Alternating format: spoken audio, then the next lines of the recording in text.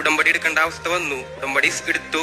20-ാം പക്കം ഉടമ്പടി എടുത്ത് 20 ദിവസം കഴിഞ്ഞപ്പോൾ എനിക്ക് ഇന്റർവ്യൂ, ഞാൻ ഫസ്റ്റ് ഇന്റർവ്യൂ തന്നെ ഞാൻ പാസ്സായി. ഉടമ്പടി എടുത്ത് ഫസ്റ്റ് ഇന്റർവ്യൂ തന്നെ ഞാൻ പാസ്സായി. അതിനേക്കാൾ മുന്നേ ഞാൻ 10-20 ഇന്റർവ്യൂ അടിച്ചുകൊണ്ടിരിക്കുന്ന വ്യക്തിയായിരുന്നേ. എന്നിട്ട് ഞാൻ പഠിച്ചതെന്ന് പറഞ്ഞാൽ വെൽഡിംഗ് ആണ് ഞാൻ പഠിച്ചത്, ടിഗ് മിഗ്. പക്ഷെ എന്ന് പറഞ്ഞു കഴിഞ്ഞാൽ കുറെ വിഷമങ്ങൾ ഉണ്ടായിരുന്നു. ഉടമ്പടി എടുക്കുമ്പോൾ ഭയങ്കര ബുദ്ധിമുട്ടുകളായിരുന്നേ.